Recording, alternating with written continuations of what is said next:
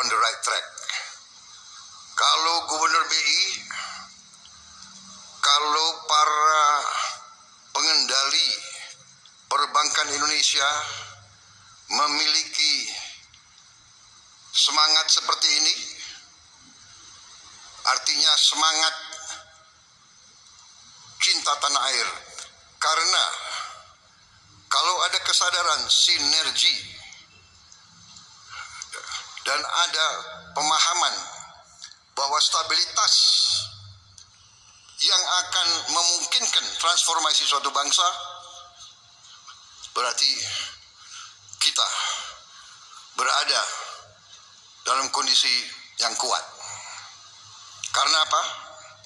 Karena memang bangsa kita, negara kita, Indonesia, memang diberi suatu karunia.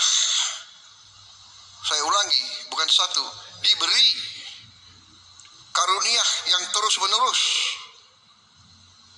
yang luar biasa. Saya baru saja pulang dari suatu lawatan cukup lama dan cukup intensif. 16 hari kalau dipotong perjalanan bisa dikatakan total perjalanan ya mungkin 48 jam lebih. Dan saya hadir untuk pertama kali dalam KTT APEC, menemui pelaku-pelaku ekonomi, pemimpin-pemimpin ekonomi Asia Pasifik, tapi hadir juga banyak undangan dari tempat lain, hadir juga pelaku-pelaku ekonomi dari kawasan lain, kemudian di G20, tapi hadir juga selain negara G20, begitu banyak negara-negara lain. Saya jumpa di situ juga pimpinan Bank Dunia dan pimpinan blok-blok ekonomi. Hampir seluruh konsensus melihat bahwa memang Indonesia dalam posisi yang sungguh sangat menguntungkan. Dari segi sumber daya, kita memiliki hampir semua elemen yang diperlukan untuk sebuah negara maju. Hampir semua elemen, mineral, tanaman, kekayaan laut yang dibutuhkan untuk Indonesia menjadi negara yang maju. Dan hampir sudah menjadi konsensus pakar-pakar ekonomi dan pakar-pakar geopolitik dunia bahwa Indonesia memang menjelang 2045 akan menjadi negara yang maju. Bahkan disebut negara keempat, kelima, ketujuh dunia.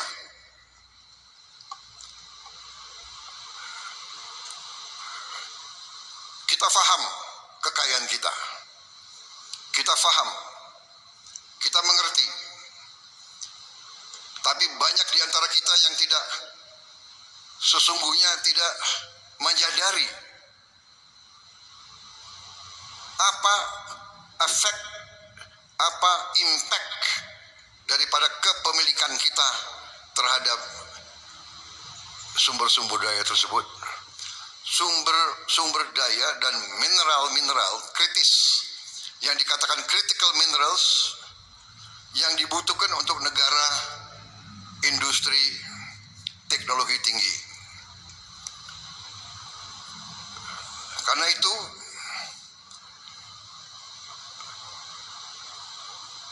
pelaku-pelaku perbankan, terutama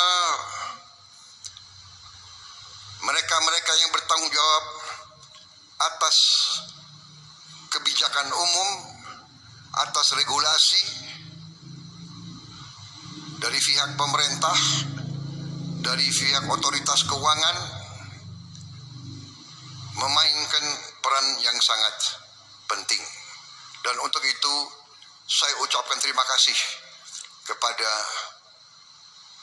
Gubernur Bank Indonesia, jajaran Bank Indonesia, jajaran otoritas keuangan, dan semua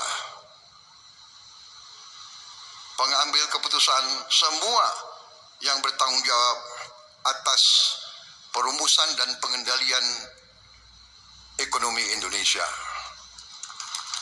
termasuk menteri-menteri dan menko-menko saya, termasuk tokoh-tokoh pemerintahan, tidak hanya masa sekarang, tapi masa-masa yang lewat.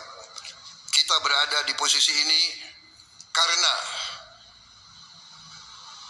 keberhasilan pendahulu-pendahulu kita.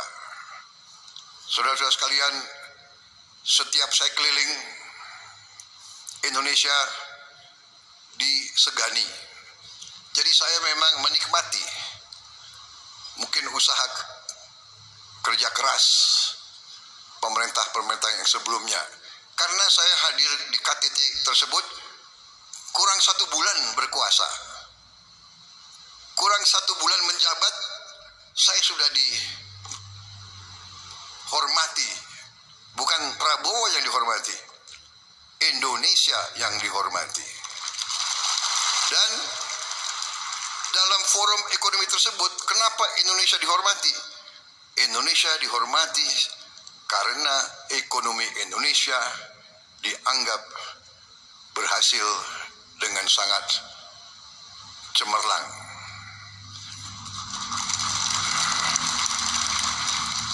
Jangan terlalu sering tepuk tangan. Kampanye udah selesai. Jadi saudara-saudara, benar, ini serius. Saya tuh merasa sampai karena mereka begitu melihat ke Indonesia, negara-negara Amerika Latin, negara-negara Afrika, semua sekarang minta diundang ke Indonesia. Bulan Januari, Presiden Angola minta ke Indonesia. Bulan Februari, Presiden Kongo, Democratic Republic of Congo, Felix Tshisekedi, temannya Pak Luhut, minta ke sini. Begitu Pak, pemimpin Tanzania, dan yang saya sudah ketemu waktu di Brazil. Apa poin saya? Poin saya adalah kita harus bersyukur bahwa pengendalian ekonomi kita harus diakui selama ini cukup prudent, cukup bijak, cukup tertib, dan cukup aman. Saudara sekalian, kita perlu bangga negara kita, negara developing, negara yang sedang membangun. Jumlah penduduk keempat terbesar di dunia, luas wilayah sangat luas, dengan segala macam masalah, suku-suku yang berbeda-beda, agama yang berbeda-beda, masalah yang berbeda-beda. Kita dapat membawa bangsa kita sampai ke sekarang. Inflasi yang sangat rendah, pertumbuhan di atas rata-rata dunia. Saya bangga kenapa? Tiap saya keliling, sejak saya Menteri Pertahanan, kita disegani kenapa? Negara sebesar kita, negara yang sedang membangun, kita terkenal tidak pernah default. Banyak negara yang seperti kita defaultnya ada yang 5 kali, 10 kali, ada yang 13 kali default.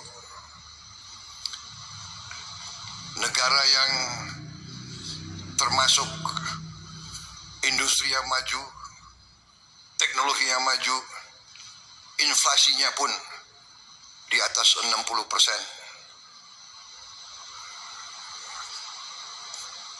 Ketidakstabilan ekonomi di banyak negara-negara itu membuat situasi kita, situasi yang patut kita syukuri, bukan untuk kita euforia, bukan untuk kita lengah, justru untuk kita semakin hati-hati. Indonesia berada dalam posisi yang perlu kita jaga bersama, karena kondisi geopolitik dunia sedang dalam keadaan yang cukup peka dan cukup bisa dikatakan penuh ketidakpastian. Tapi kalau kita lihat perkembangan akhir-akhir ini, memang ada peningkatan ketegangan di Ukraina, tetapi banyak pengamat, banyak pemikir menilai bahwa dengan pemilihan presiden Amerika yang baru, kemungkinan bisa terjadi terobosan-terobosan yang positif. Di Timur Tengah pun dengan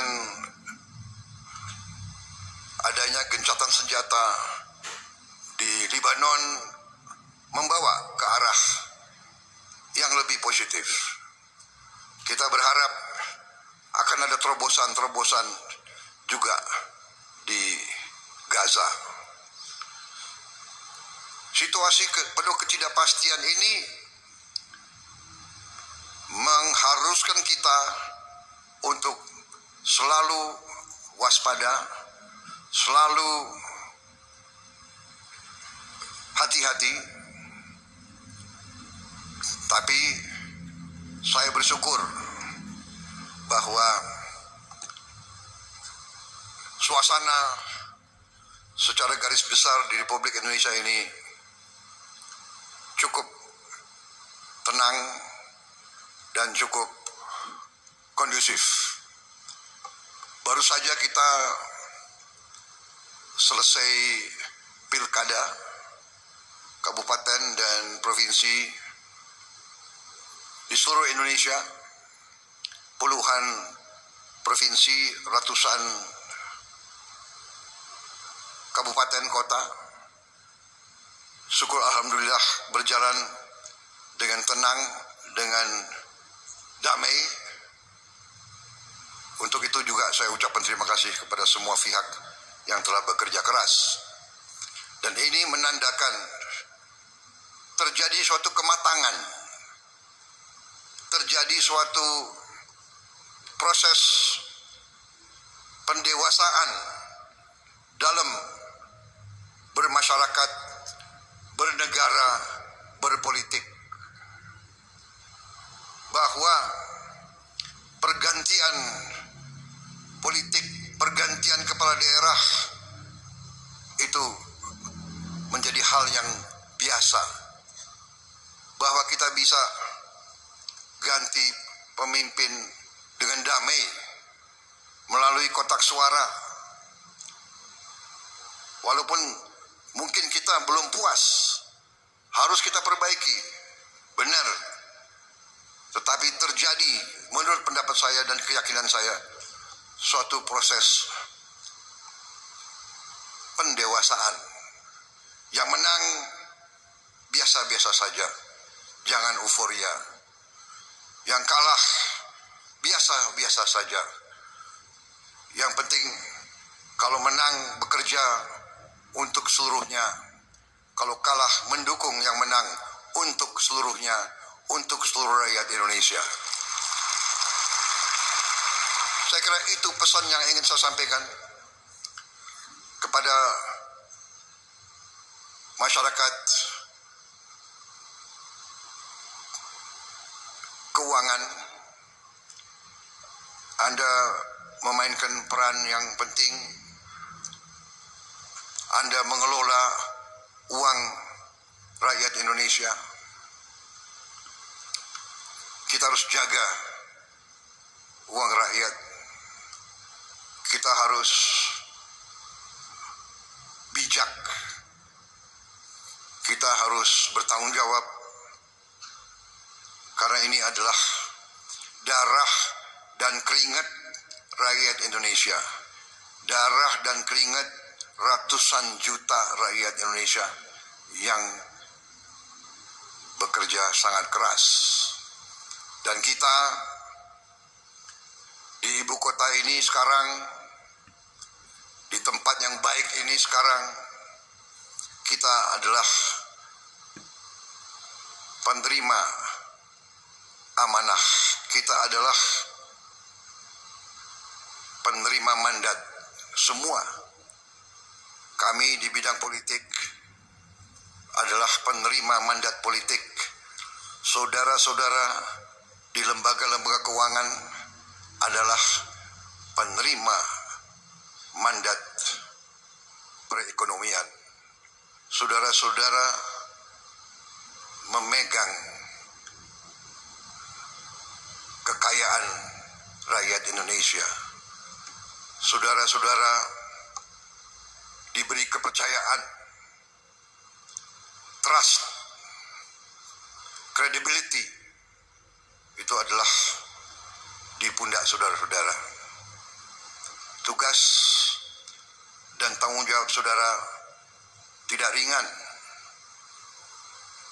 Saudara-saudara sekalian, keuangan adalah bagian yang sangat vital daripada kedaulatan dan kemerdekaan suatu bangsa. Saya ingat ada seorang pemimpin politik yang pernah mengatakan, kalau Anda mau menghancurkan suatu negara, hancurkanlah pertama mata uangnya. Jadi, saudara-saudara, Gubernur BI,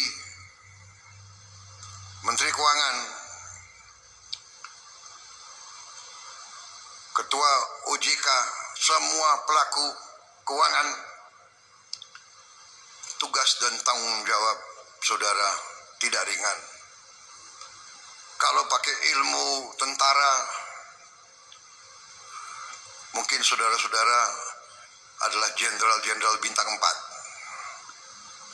Kedaulatan dan kemerdekaan bangsa Indonesia, saudara berada di garis paling depan.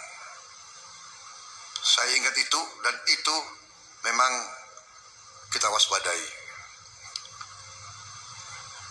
Saudara-saudara sekalian, fundamental kita kuat. Sumber-sumber daya kita kuat. Kekayaan kita kuat. Kekayaan kita banyak. Masalahnya bagi bangsa yang kekayaannya banyak, elitnya suka lengah. Itu dikatakan, ya, the curse of a resource-rich nation. Ada curse. A resource-rich nation sometimes cannot take care and protect their resources. Kemudian terjadi sikap complacent, sikap puas diri, sikap lengah. Dengan kelengahan, dengan ketidakwaspadaan, terjadi kebocoran-kebocoran yang tidak perlu terjadi. Saudara-saudara sekalian, saya kira secara garis besar itu yang ingin saya sampaikan. Tugas seluruh jajaran BI tidak ringan. Tugas menteri-menteri di bidang ekonomi tidak ringan. Tugas otoritas keuangan tidak ringan. Rakyat, nasib rakyat ratusan juta ada di pundak saudara-saudara. Ada dalam kebijakan, ada dalam keputusan saudara-saudara. Karena itu, sekali lagi saya terima kasih atas perjuangan saudara. Kita bersyukur sekian puluh tahun dengan segala kekecewaan kita, dengan segala kekurangan, dengan segala harapan kita yang lebih, kita bersyukur kita berada di posisi ini. Kita harus lebih tertib, harus lebih waspada, akan kita atur, akan kita kurangi hal yang tidak benar. Ya, kita harus bertekad menciptakan pemerintah yang bersih. Karena di mana-mana pemerintah bersih, clean government, clean governance, itu yang menjamin kemakmuran. Clean government, pemerintah bersih, pemerintah efisien yang bisa nanti terus menjaga dan mengelola kekayaan negara. Saudara-saudara adalah benteng terdepan. Atas nama pemerintah Indonesia, saya ucapkan terima kasih kepada semua pelaku-pelaku keuangan. Jagalah kepercayaan rakyat, berbuatlah yang terbaik, berfikirlah yang terbaik untuk keselamatan dan kebaikan masa depan bangsa Indonesia. Memang sengaja arahan-arahan saya sudah disiapkan pointers, sekian persen ini, sekian persen itu. Saya kira saudara lebih mengerti hal-hal seperti itu. Saya menyampaikan garis besar, saya menyampaikan tonggak-tonggak, saya menyampaikan harapan rakyat, saya menyampaikan suasana dan situasi umum yang kita hadapi. Saya percaya saudara akan menjaga kepercayaan itu. Saya percaya di hatimu semua, di hati semua pelaku, di hati semua pengambil keputusan, di hati tadi saya katakan panglima di bidang ekonomi. Saya percaya dan yakin di dalam hatimu merah putih, di dalam hatimu cinta tanah air. Saya percaya itu. Mari kita bersama sinergi semua unsur di semua bidang dengan semua keahliannya. Kita harus bekerja sebagai satu kesatuan. Bersama-sama kita akan berhasil. Saya yakin itu. Kita akan mencapai apa yang kita harapkan, apa yang kita cita-citakan. We can do it and we will do it. Dan saya percaya saudara-saudara, saya merasakan sekarang 1 bulan saya memimpin kabinet saya sekarang bekerja sebagai satu tim yang sangat luar biasa, sangat baik. 1 bulan, saya nggak tahu bulan-bulan yang akan datang. Tapi saya merasakan kompak. Saya merasakan ini kayak tim sepak bola. Semua bekerja. Sampai dikatakan bahwa dalam kabinet kita sekarang tidak ada hari merah. Kita bekerja setiap saat yang dibutuhkan. Saya kira itu dari saya. Selamat berjuang. bangsa dan rakyat Indonesia percaya sama kalian. Berbuatlah terbaik. Selamat berjuang. Selesai. Merdeka. Terima kasih. Wassalamualaikum warahmatullahi wabarakatuh. Shalom. Om Santi, Santi, Santi Om. Nama budaya. Selesai dan terima kasih.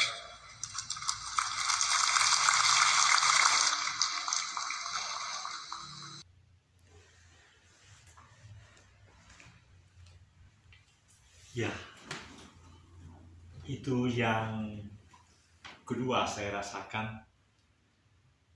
Yang ketiga, yang pertama ketika kelompok semua yang pendukung itu, acara itu yang pakai biru muda, kemudian atau biru amin ya, kemudian yang hari guru dan yang barusan 25 menit lebih sedikit kita rasakan bagaimana semakin jelas visi misi yang memang menjadi bagian yang kita akan saksikan. Kita akan menjadi semacam apa yang dikatakan barita dohot poda. Ada poda, ada tuntunan yang menjadi milik semua elemen-elemen di dalam kehidupan berbangsa, bertanah air, bermasyarakat. Kita bisa merasakan tidak hanya seperti seremonial, tidak, tapi dia menjadi menyatu dengan segala asa, segala kerinduan dari kehidupan kita bersama. Kita merasakan seperti yang sebelum ini, yaitu di acara guru, hari guru, itu ada gegap gempita, semangat yang dirasakan oleh semua yang boleh menyaksikan tayangan dari tempat itu. Dan ini juga yang 25 menit ini menjadi sesuatu yang layak kita cuplik, kita ambil dari Sekretariat Presiden. Dan di dalam sistem mekanisme producing itu ada pertanyaan apakah itu dimodifikasi atau tidak. Maka tentu harus saya katakan dimodifikasi, karena tidak seluruhnya itu saya ambil dari atau direkam dari video dari Sekretariat Negara itu, tapi itu memang menjadi sesuatu yang diambil sedemikian rupa. Apakah itu menjadi sesuatu yang melanggar hak cipta? Tidak. Karena itu adalah diberikan oleh Sekretariat Presiden, channel Sekretariat Presiden, untuk seluruh masyarakat yang menonton. Lalu setiap orang yang merekam itu dan menyiarkan kembali tentulah harus melakukan seperti apa yang diwajibkan di dalam sistem reproduksi daripada youtube.com itu. Di sana ada pertanyaan, apakah untuk publik, apakah untuk anak, apakah video itu merupakan diambil begitu saja, artinya dimodifikasi, atau seluruhnya bagian yang memang apa adanya. Jadi dikatakan ada 2 poin itu, bahwa apa yang disampaikan itu adalah sesuatu yang memang sedemikian juga akan diterima oleh semua orang, oleh semua penonton. Tidak ada rekayasa, tidak ada modifikasi, tidak dipenggal. itu juga bagian daripada sistem pers yang memang sangat kita hargai. Mari kita menjadi bangsa yang saling menghormati, seperti dikatakan oleh Pak Presiden, yang menang jangan euforia, tapi biasa-biasa saja, yang kalah bekerja sama. Tentu kita sudah bisa melihat bagaimana yang terjadi sebelum beliau menjadi presiden. Beliau kalah, tapi pada periode yang terakhir 5 tahun itu beliau menjadi menteri. Sedemikian rupa dimanapun kita berada, kita bisa memberikan pelayanan yang memang lebih baik, yang spesifik untuk keahlian atau talenta yang ada pada kita.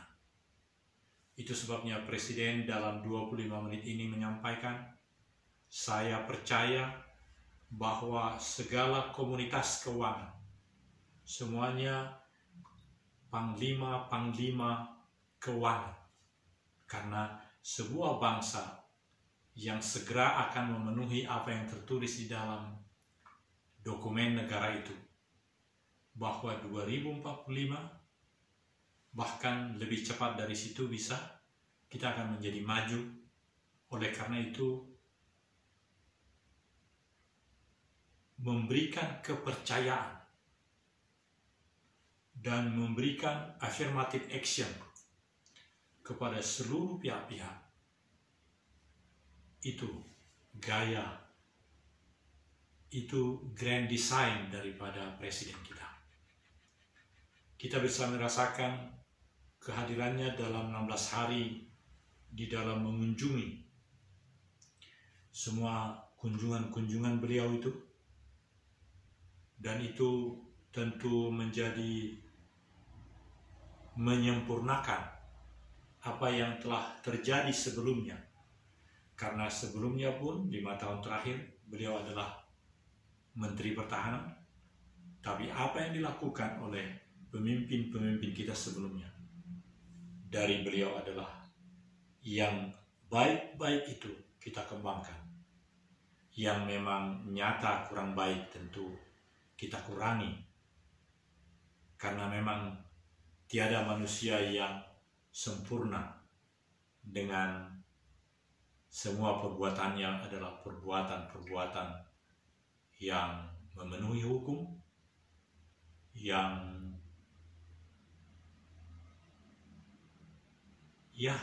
kita harus berkesimpulan bahwa setiap manusia